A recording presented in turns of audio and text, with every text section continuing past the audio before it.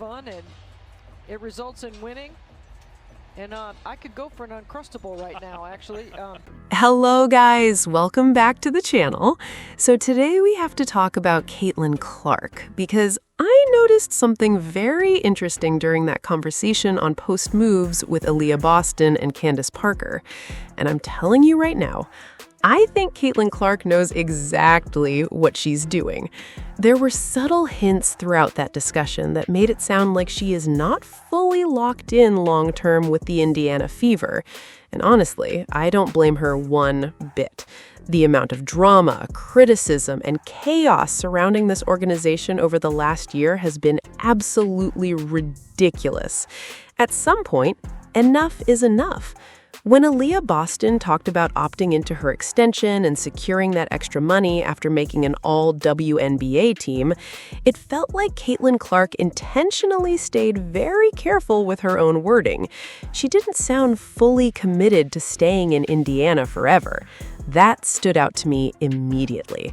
And if we're being honest, there are a lot of people fans have been frustrated with lately, including Stephanie White, Amber Cox, and Kelly Krauskopf. A lot of fans believe the organization has mishandled situations involving Caitlin Clark from the very beginning. Now, imagine if Caitlin Clark eventually explored other options. People keep bringing up Toronto and the possibility of playing under Sandy Brondello someday. And honestly, that would be must-watch basketball.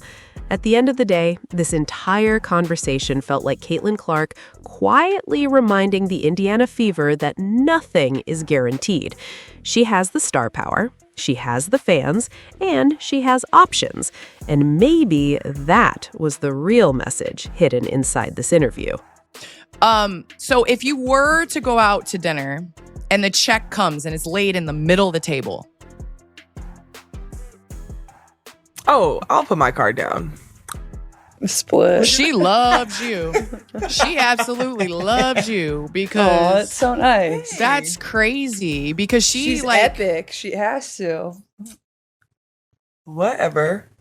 She's on that till 2029. 2029. Yeah, Are no, you that's with what the I'm Fever saying. till 2029? Hey, I love playing with you. Yeah, well, I'm only signed till... Yeah. Don't worry about that. Well, next year. Don't worry about that. We'll figure that out. Unless I sign my epic. Don't worry about that. Don't play around here. It's technicalities at this point. Yeah. She said, well, hey, look, I'm only signed till next year. I love playing with you too, but I'm only signed till next year. You're here till 2029. I'm not necessarily, respectfully, you know what I mean?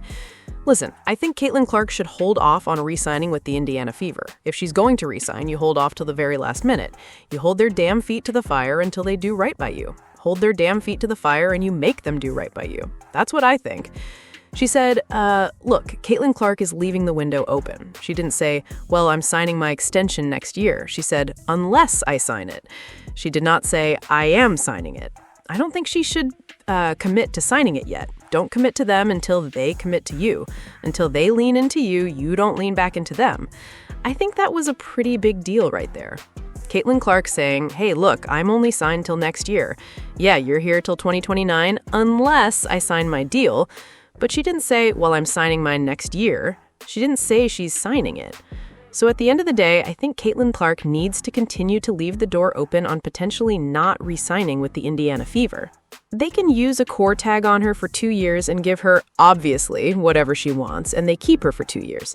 But whether it's restricted free agency or whether it's the core tag, you can't get cored after your 6th year in the league. So the Indiana Fever have control over Caitlin Clark through 2029. I think there's a reason why Aaliyah Boston signed that long-term deal through 2029. The odds of Caitlin Clark, by her choice, leaving the Indiana Fever, as in walking for nothing, before 2029 are 0. Like, the odds of that are 0. The Indiana Fever have the rights to negotiate. Is there a world? Again, is there a world where if you've looked at all the ins and outs, whether it be Karima Christmas Kelly, Austin Kelly, Stephanie White, Kelly Krauskopf, Lynn Dunn, or Brianne January, they've all been intertwined for a good 20 years. So I think the entire Fever front office and coaching staff is a package deal. There is a world where if Caitlin's really pissed and doesn't want to play for them anymore, they'll move off Caitlin, but it'll be a trade. There is a world where it happens. And look, if you move out Caitlin, you have Asia Wilson tied down. So there's a world where it happens. A world where Caitlin Clark just says, I'm out, I'm walking. That can't happen. Absolutely can't happen. And I'm going to be honest here, it cannot happen, and the Fever aren't dumb enough to just let it happen. Because if the Fever are dumb enough to just let Caitlin walk if she wants to walk, then they are the worst organization in the WNBA.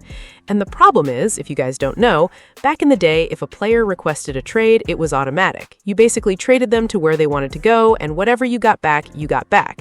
But now, these basketball organizations are like, no, you're under contract, we are not trading you.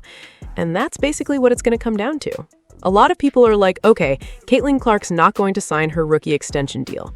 There's a chance Caitlin Clark doesn't sign it. If Caitlin Clark does not sign her rookie extension deal, the reason why she isn't signing it is because the Indiana Fever either want to keep Kelsey Mitchell or bring in a new max contract player next year. And don't get it twisted, there is always the possibility of Jackie Young. And I know people are like, oh, she'll never leave the Las Vegas Aces. She signed a one-year deal. Meanwhile, A'ja Wilson is on a long-term deal. Chelsea Gray is on a long-term deal. Joelle Lloyd is on a long-term deal. And they might eventually have to start paying more players. If it turns out their depth is an issue this year, they're not going to have a max contract available for Jackie Young. They're just not. What are the odds of that happening? Low. They are low. I think if Caitlin Clark is not taking the rookie extension deal, it is absolutely to bring Kelsey Mitchell back. But there's still a world where other things happen. That being said, now we've got fans thinking that Caitlin saying, oh, if I sign my rookie extension deal, means she might sign it and then leave. There is absolutely no chance of that happening. If she does not sign the rookie extension deal, it's to leave money on the table for other roster moves, because even if she doesn't sign it, the only difference is that she's going to make less money next year, and then they're going to keep her under team control via the core designation anyway. So we're going to get a lot of people overreacting to what Caitlin said. A joke about signing a rookie extension deal. Even if she doesn't sign it, it is irrelevant to the outcome of whether or not Caitlin is on the Fever. Aaliyah Boston signed through 2029 more than likely because 2029 is when Caitlin Clark can finally leave if she wants to. It is probably a situation where they're going to give it until 2029, the two of them together, and then the two of them are going to be like, okay, we're either staying or we're both gone. That is the window. The Indiana Fever have until 2029 to win with both of these players, or they're going to walk. Or, on the other hand, they could trade both of them. So yeah, see you guys. Tell me what you think. Don't forget to like and subscribe. Like, if you're Aaliyah and something happens. Are you kidding me? It's immediate mouthpiece. Immediate mouthpiece is coming out. I'm like, first of all, do not get that spit on me. The poor ref is just getting like... Because, like, it's a bad call. Yeah, I do take it out immediately, That's why I don't play with the mouthpiece in, because it's like, it's hard to breathe and it's hard to talk. And I can't even yell quick enough. And I have to talk a lot. Yeah. Like, And then it's like you're putting your hand in your mouth. Yeah, I it know, is kind but, of... like... She keeps it in pretty well. Some people are constant, like, out. Mine's pretty good unless we're in, like, a timeout. Or, like, example, I have to talk nice.